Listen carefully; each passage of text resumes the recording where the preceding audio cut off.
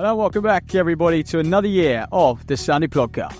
I'm Ollie Lum. And I'm Matt Seddon. Back in 2025 for our 5th season. You can expect more of this. He's claiming that he was ill before the semi-final, whatever. But, you know, I just feel like at that point he was just looking for attention. And some of this. Elio normally say, no human is limited. So I can't limit myself, or I can't just say I can do. As well as event coverage around all the major races on the UK circuit. And if you're a fan of the pod, please give us a rating and review on your preferred podcast streaming service. And if you want to stay up to date with all the latest news, give us a follow on Instagram at Sunday Podcast. As always, thanks for listening. See you next time. And we hope you enjoyed the episode. Hello and welcome back to another episode brought to you guys by sportshoes.com. As always, Valencia Half went down this morning. Matt and I thought we'd better get on the hype train and chat through some of those British results as well as the rest of the world. Well, it was a big day for the Brits, especially on, Abu Dhabi with a good marathon. So obviously that was outside of Valencia, but big day for the British men over the half marathon as well, showing that actually things are getting very, very competitive over that half marathon. And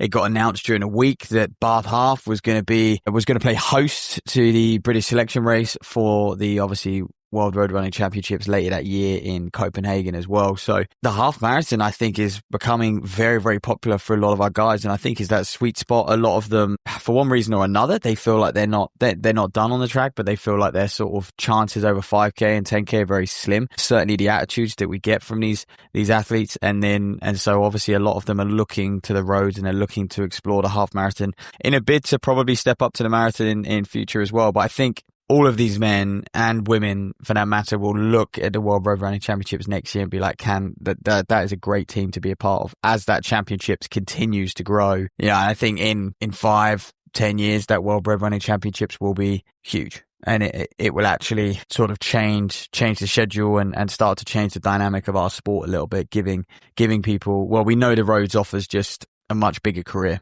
financially for a lot of athletes. And I think the fact they've now got that official World Road Running Championships, the European Road Running Championships, it then gives people who are on the roads a chance to go represent their country as well. Yeah, mate, I think you almost got to think as well that in a few years' time, the super halves, as they call them, or some kind of group of half marathons are going to be considered as their own sort of majors. There's going to be like the half marathon majors, if you like, and yeah, we have the super halves, but I think something more official with even bigger prize money and even bigger interest is surely around the corner in the next kind of, if not 5 years, like 10 years, you know. Mate, talk about being competitive. The Brits were certainly competitive with each other today. There's about 5 of them within 10 seconds of each other, and Alfie Manthorpe coming out on top. Huge result for him. Huge result. I think for him to sort of go there and actually, he's got a few scalps. He's run an amazing time as well, but he's beaten quite a few men, and that's going to be a big confidence boost for him. And yeah, I do think that half marathon distance you say about, that sort of super half series, it's becoming very, very popular now, and perhaps for most, potentially even more popular than a marathon, because it's just obviously it's half the distance. I think. Well, they can just keep smashing them out, can't they? Yeah. That's the thing. Like, doesn't disrupt your season so much. You don't have to say, "Oh no," you don't have to announce on social media, "I'm going all in for the marathon," so you're not going to see me now. They can just chip away, pick and choose where they go. It's just less consequence if it goes wrong. But also, I think for viewers, it's potentially a little bit more exciting as well, because you do get to see them race more, and obviously the race is not quite as long. That being said, we didn't see much of these guys on the coverage, so it's tough to really break down their race, bar the fact that look, they ran very, very well, and Manthorpe came out on top today, and he puts himself in fantastic shape. He showed serious promise. I mean, even in Valencia 10k earlier on in the year, and I think was it early on in the year, or was it just at the back end of last year? He obviously ran a great half as well in Malaga. So he really has shown that he likes that half marathon distance, and I think he'll be very pleased with this one, because now, I mean, they're all running 61 mids, so it's where can they go next? Can they break 61 in 2026? And they're all going to be eyeing up another half. Well, we know, look, Barcelona is a decent turnaround for these guys. We know, obviously, Kiplimo went and ran a world record there last year, which, by the way, still hasn't been ratified. Gigi Ultra made a few remarks around that world record and said, perhaps I could run sub 57 if I had car right in front of me. I think that's one of the reasons why it's taking a while to get ratified, because how close that car was to Kiplimo for a lot of the way. And quite right too, because you've got to draw a line somewhere. Seeing the results today, though, it just puts into perspective how much of a joke that half marathon world record is of 56.42. I know. And the thing is, I still see results like today And like when I first like glance at it, and I'm like, that's not far off the world record. And then I'm like, oh shit. No, we're miles away, just because so accustomed to seeing, like, it wasn't that long ago that anything in the 58s was like, wow, that's pretty impressive. Anything in the 58s is still very, very impressive. Oh, of course it is, but I think when you contextualize that someone's run 56. Well, that is it, you know. So you're out there running 61, 62, which is still incredible times, but you're a mile down the road. You're 5, you're literally more. You're 2 kilometers, if not more, behind, which is crazy. So, but I would have loved to see where Wiki comes up in this, by the way, as well, because obviously Manchester was class a few weeks back. He's 62.0 there. But let's get into these. So yeah, Manthorpe with a nice lifetime best, 6:26, comes 14th as well, which is a solid, very, very solid showing. And Wheeler right behind him, 61:28. I think he got done on a sprint finish. Actually, Manthorpe pipped them all on a sprint finish, rallied that last 400. Alex Yee, 61:30. Ben Connor, 61:32. So these guys all operating in lifetime best territory, and even Zach Mohammed, 61:44. Classy run from him. Yeah, I'm looking at them all now. Where do they go? Where's there going to be their next move? I think, well, Charlie Wheeler's going to do Liverpool. I'd imagine Manthorpe will do Liverpool as well. Zach Mohammed and Ben Connor, not so sure. And obviously we know Yee's prepping for that marathon. I think Yee did say a few things post-race, breaking down his performance a little bit more. Yeah, he reckons he was much, much fitter than that, but just couldn't show it. The weather was pretty warm with 20 degrees, and some people were saying there were some sort of light winds. And light winds. It was quite gusty, I think, for the latter stage. It wasn't just light winds. So, but pretty much PBs all round for a lot of these guys. Zach Mohammed just missing his lifetime best, and very encouraging. But it still puts them. They're all around about. By the way, just to give you context on our all-time list, they're sort of sitting 20th on the all-time list. Manthorpe's just stuck inside the top 20 on the all-time list there. So game's moved on, hasn't it? This is and it's almost, even if people haven't done it, you should expect all that kind of crop of athletes that you consider to be in this group. You got to think, well, they're all sort of 61 to 62 minute half marathon guys. And then they're all similar again on the 5K. They're all similar again on the 10. And it's just which of these are going to be the ones that go and break out. Because they can't all do it, and go run a quick time somewhere else, whether it's a marathon or whether it's a 5, whether it's a 10K. Yeah, and a cool kind of bit of news / result in there as well. Jimmy Whelan, 22nd place, 61:36. I think his chip time was quite a bit quicker than that. I'm just on the kind of full results there. Former pro cyclist, who's kind of made the switch to running at the back end of last year. And already running 61 minutes for a half marathon is ridiculous. Well, I would say he has a bit of a history in running, like did running before he chose cycling, but still that's no slouch of a time, you know, and not been focusing solely on it for a long time at all. We should get on the pod, mate. Yeah, it does sound like a bloody good guess. That's a cool story. Yeah, if you're a pro cyclist, the engine you must have. I mean, that's basically Alex Yee, right? He's just got an unbelievable engine. Probably a similar career in that sense. He had that period where he really focused on tries, smashing the bike, smashing the swim. Obviously, a very talented runner and easy. And I think the half marathon it's the perfect distance for those guys. And we talk about Yee. I do think the half marathon is like a dream distance, because you know all it is just basically it's just operating at your threshold, basically, give or take. You know, like that's what these guys train at. Like they just build such an engine. And what gives me like confidence in him for the marathon is or what I presume, his ability to take on carbohydrate and fuel. Because triathletes are crazy when it comes to fueling, just because they could be training or racing for hours and hours, like well over a marathon time of 2 hours. And for a lot of these athletes, like if you can crack that, if you've got that cracked, then your potential in the marathon is then like almost exponential. Whereas, I don't know, you take someone like Charlie Wheeler or Alfie Manthorpe, I would imagine, right? I'm just guessing, so people can correct me if I'm wrong, but they're probably not taking on anything for a half. And when if they move to the marathon, they're then having to then start changing and shifting what they take on during competition. Obviously, they're prepping, right? But if you're running for 60 minutes, you don't really need anything. Yeah. I think what makes Yee so good is just his form. Like, it's unbelievable. And so that's sort of all he ever has to do is just work on his engine, because it's just his turnover and his form is just so good. And he has that like incredible 5 background. So yeah, I guess, I mean, obviously Yee thinks he's got a bit more in him than that. I would have thought 61:30 is a pretty good time for him. You know, to have a guy like him go under 61, that would surprise me. That would surprise me because, I mean, out and out sort of distance guy, Jack Rowe, extremely efficient. You know, he ran, obviously in Copenhagen, he was doing a lot of the pacing with Paddy, 60-53 in quite bad conditions. So I would expect Rowe to sort of be able to put Yi and stuff away over a half. So it would have stunned me if Yi produced a sub 61. Then you're like, well, you know, if he's only going, did he say he's going for sort of 2:8 or something in the marathon? And if you're sort of running 60 for a half or 60-30, you potentially hope. I guess the thing is though, he can't start saying he's going for much quicker than 2:8 because he ran 2:11 in April. Well, yeah.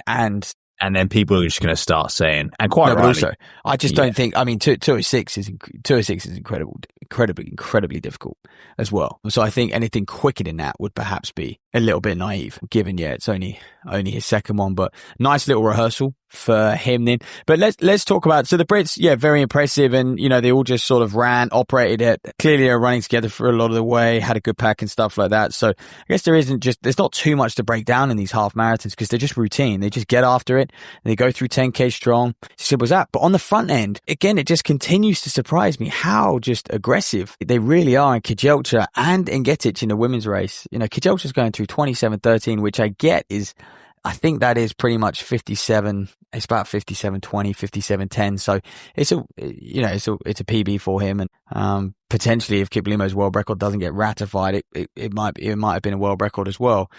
But just how aggressive they're going off, and Getic as well. She's setting off at, what was she, 29:30 at 10K, something stupid. And it's just like, they're just unfazed. And it was the same in Chicago on these road races now. They are absolutely unfazed. And I think the way they're approaching it is there's so much pressure on them to get after these records. Every race now, it's like records. So I think they have no other option but to just go off extremely hard. And just if it clicks and they go break a world record. And then obviously today there was a bit of a win the second half and he's on his own and you understand why it slips away from him. He runs 58 up. I think you're bang on. I just think no one cares if you just win a race. No one cares if you win a slow tactical race anymore. Whereas 10 years ago, people get really excited by a little kick and a nice ding dong. I think because the results are so accessible and it almost means not as many people watch the full race, or you can't even get hold of the full race, and they see what we do, right? We'll post on Instagram a Strava splits for an athlete or a time, and then that's how people absorb athletics. So if you want to get noticed, or you want to like boost your contract, or you want people to get excited about you, you need to put in some crazy splits, because that's what people absorb. Kind of coupling that with the fact that they are super well trained these days and they never really die that much, so they can have that confidence. But I do just think that's the way the sport is absorbed, is split times, is Strava, is a snapshot of the performance. So you may as well get after it, and that's how you're gonna excite people and I guess boost your profile, if you like. That's a very interesting take. I think you're bang on with that. And again, the build up to these races, is anyone caring about Valencia Half unless they're going for a world record? No. Well, they obviously are. It's a fantastic race and it's an incredible half marathon, but every single person there, world record, European records, and that's all they want to go for. And it'll be the same in Barcelona. It'll be the same for the marathon. We'll obviously just be like, right, who's running a national record? So yeah, you are right. It is how the sport is consumed these days. It's just little snippets, and that's how they're marketing it. They're pulling people in and having to market that. Yeah, the race organizer part of that. Every race organizer at every road race there's always a record that they can spin or say so and so is going for. There's always a European or a or a national record or a world record, and they'll always get someone that's close enough where they can market it that way. It's all marketing. That's what it is. And yep. Yeah. Hey, talking of records, someone we haven't even mentioned it, Almgren, and again, incredible run, but did we expect anything less? The guy is just so incredible precise. Season, right? Incredible season, and obviously we've seen what he can do over the track. FK 10K, had a great world champs that comes off to this, and of course he was going to break his own PB of 59:23 and hopefully go sub 59. So, and I'm pleased, he's got that European record. I feel like he deserves it. And what range from this guy. Oh, I just even think to operate at the level he did over the 5,000 and do a half marathon now in October. This isn't a spring half that he's been training all winter for. This is a half off the back of a very, very intense summer for him and the World Championships. And no one else, obviously Kejelcha is out there doing exactly that, but no other sort of Western cultured athletes sort of operate in that way. Farah used to do it after the Great North Run, but it was, again, a much, much quicker turnaround. But obviously Almgren trains that way. So yeah, that's what I was going to say, mate. I think you mentioned it the other week when we kind of previewed Valencia as well. It's just that his training is so threshold based for everything. It's only minor tweaks he needs to make. And like I say, it's why the half marathon's so attractive. You get great prize money, you get great opportunity, great exposure, and he can just bounce back from his 5 and 10K work in the summer and just go straight into it. And he's almost better prepped than anyone because he's super sharp and he's just run ridiculously quick on the track. Yeah, that's it. But again, his race, there's not heaps to break down. What is that? 58.40, it's 240, 247s. Could you up to around 247s? Yeah. 247, something like that. There we go. Valencia Half. On the women's side, obviously, Ngetic takes the win. Did we ever doubt her? I mean, just again, the season she's had, and she is just a formidable athlete. 3:08, not far off the world record. Considering a suicidal first 10K, it's actually a very, very impressive run. It is, mate. And yeah, speaking of splits, 3-minute Ks for half marathon. No, and it was, yeah. And 2 minutes off. And I know it's mixed in, right? So it's not, but yeah, 2 minutes ahead of the next. That's a domination. It is domination. Yeah. Then a little bit further down on the British side, Lily Partridge, nice sub 70 for her. Again, very, very strong running, showing she's consistent. I just hope this consistency then leads to a big one, talking of times. But Very Hopkins, nice little PB for her by 10 seconds or so, improving on her Copenhagen mark, 71.43. So, yeah, that's the 2:33 marathon runner. I haven't seen it. Obviously, we don't know if she's doing the Valencia marathon, potentially building towards something sub 2:30 in the marathon. Talking of which, let's just move straight over. That was Valencia. Valencia in a nutshell, on this person we didn't mention, obviously, Roy Leonard drops out. Sorry, he had stomach cramps, which is, yeah, a little bit of a shame for him. But I think now, you're talking to Eurocross, I think a lot of these guys will potentially just double back and keep their interest high, keep engaged, and look ahead to Liverpool. Because when you're in 61 half shape, I mean, God, that could be a very, very strong team stepping on, or a very, very strong 10 or so stepping on the start line at Liverpool. That's it. And it's going to be tough to make. Like, they're running well, but it's no guarantee that they will make that team, those guys. And because you'll always... Cross is always a different beast. Cross is always a different beast, you know? It's a different beast. And I think one thing about half marathons, which is quite different to cross country, is the fact that you are just sitting in the same effort level for a long period of time, and they're okay with that. Like, it's obviously not comforting, but in a weird way, it's a bit easier mentally because you're just sitting at that rhythm, and you're like, they're not really racing. Yeah, you just got to hold this rhythm. Whereas cross country, it's like 1 minute you could be in a lot of pain, going through a muddy section, going up a hill, just really, really working hard. And you got to cope with that. And then you got to cope with people making moves, and you're very much eyeing up the people. And again, so the stress of being in and around the top 8 and that's why Liverpool's different as well. They're not just trying to finish as high as possible. In the back of their mind, whilst they might say, "Oh yeah, I'll finish as high as possible," but they're counting that team constantly. And they're constantly thinking, oh, I'm in, or maybe I'm not, or how good do I feel? Are these getting away? And the way these guys train at half marathon today is like, if you can take Charlie Wheeler, right? He does a load of threshold runs, probably at a half marathon pace or thereabouts what he ran today. Tries to run bang even splits, solo or with George, round like a random leg, the two of them. Yeah. It's a pace most of that race today, he had an easier ride than like half his tempo runs in training. Yeah, it's a pace they are very, very familiar with in that sense. Yeah, so hey, let's move on, mate. I mean, Abby Donnelly, talking to the marathon quickly, just 2:24, very, very impressive from her, improving from her 2:26. So we have another female challenging for the marathon at the highest level. And so, yeah, great run for Donnelly over in Frankfurt there. So that puts her 7th all time, just 14 seconds ahead of Eilish. In fact, yeah, and then just a sort of minute shy of Rose Harvey and people like that. But Eilish isn't doing New York now. She's withdrawn from New York, I believe. That New York made an announcement of all their withdrawals. Evans, do you know why? I don't know why. Eilish, fortunately. Yeah, which again is a shame. She just is. It's difficult when you're very injury prone for the marathon. Because you need to get a lot of work in. Thing is with Eilish as well, she's had a long career of like, and it's top level. Yep. And it's what we always say, right? She's going for a big one. She's going for the jugular. She's going for a sub 2:20 or something in that ballpark. Anything else is just an average day and it's expected. That's the issue. Well, it was London. That was her first one, and sort of that's okay, but she'll want a lot more. Like she'll know what she can do over the half, what she can do over the 10K. She should be looking for iron up that sort of, it's up to 20 there. So there's a bit of news there. I mean, Chepnget's drug story just gets weirder and weirder. Loads of WhatsApp messages exchanged. Obviously, she's asking people about the drug that she was taking, and just got absolutely exposed.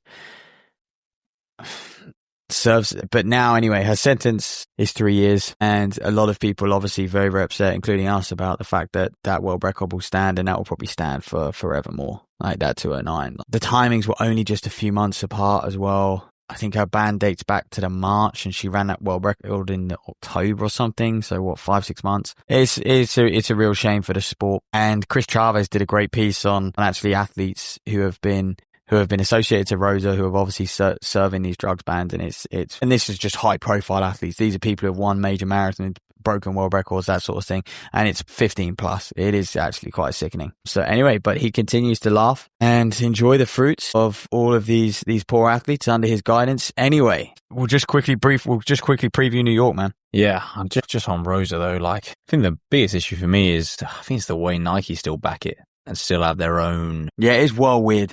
Team associated with that management company. They're creating it's not that they're still allowed to enter races and whatnot. We still it's difficult though, because you can't just be guilty by association, right? So, but like you say, it's weird. It is weird. Well, I don't know. I'd argue you should be investigated by a sort of association. You presume they are investigated regularly though, right? Because I think,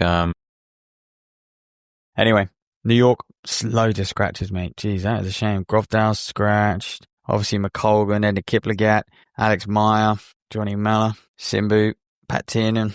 But the big man's been added. Kennedy Sibakili, 43 years old. He is doing New York. I mean, for me, New York is just all going to be about, it's Paddy Diva, hey? What's this man going to run on his debut? He's thrown down some ridiculous halves, 3 60-minute halves this year.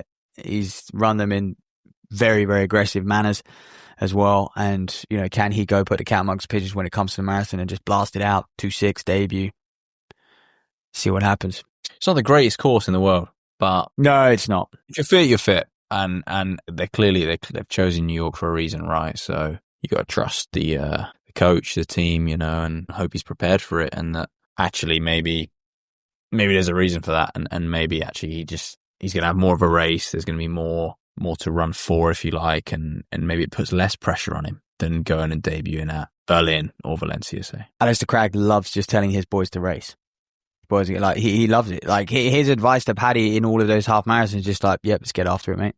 Go, be aggressive. To the point, there's a large part of Copenhagen where Paddy was on for 59 something for a large part of that race. He was, I can't remember his 10K split, but it was under 28 minutes. He went out in 27:40, 20 on multiple occasions in those half marathons, and obviously Chicago when he paced. But on the British interest on the female side is obviously Jess Judd is just quietly going about her business, man, and she's just obviously one big half, preparation's going well. She might sort of turn a few heads in New York as well. Jess Judd's a classy athlete, and if anyone can grind through a marathon, it is her. Look, big debut for her. Yeah, big debut for her in New York. Yeah. And she spoke in a week to AW about how, she imagined opening up in London, Chicago, whatever, and didn't actually imagine opening up in New York, but here she is in that elite field. So, yeah, exciting to see what she can do. And I think that win in the big half will give her quite a lot of confidence, because am I right in thinking that was against Abby Donnelly as well? She put Abby Donnelly away on that occasion, and obviously seeing what Donnelly's just going to run in Frankfurt would be very, very encouraging. Do you know what it does do as well is we obviously mentioned Liverpool. You presume anyway, it takes two of our kind of most both of them away, cross-country runners out of that race. Like I said, you presume. You never know with these athletes whether they want to come and double back. But and it's great opportunities then for other women to come in and get in that top six. For me, Liverpool's new names on both the men's and women's side. I think there will be new names at the pointy end. Yeah. Well, that's to look forward to, mate. Obviously, Cardiff Cross next weekend as well. First chance to see how some people are going. Sure, we'll have decent fields there, not the kind of caliber we'll see at Liverpool, but it's the first roll of the dice for some of these on the grass. It is indeed. So yeah, we'll be previewing that. But New York to look forward to first, and I think that's it really. That's it for this week. It was mainly Valencia and just wrapping up a few of those key results and congratulating the boys and girls on their big times. Congratulating our boy Almgren. Hope you enjoyed the Nomio episode. And yeah, interesting episode, hey, the Nomio one. Yeah, it was, mate. And I think for the scientists out there or any athletes who are just thinking about taking a new supplement, I think what's just cool about them is how transparent they are with the research and how you can kind of see from how Philip speaks about it that his main concern is making sure athletes like know what they're putting in their body and really understanding what it's for. They're not trying to market it as, oh, you need to take this every day to see the true benefits. He's saying, no, you take it when you are racing, you take it when you've got a big training week or when you're ill. Don't take it every day. There's no point. And that's what I like. The researchers, like actual scientists, are putting out a product that works, or there is evidence that it works on a lot of people, rather than trying to, I guess, just sales pitch it and make their way through that murky kind of supplement market, you know? Yeah, although in the same breath, it's crazy now how much you sort of need to be planning for and need to be taking in order to keep up. And, you know, if you're a sub-elite now, you are low-key going to be almost priced out of this game, because if you're up against an elite who's taking bicarb, taking Nomio every bloody day, every hard session, again, it comes back to like what they can get done versus what you can get done. But that's sport.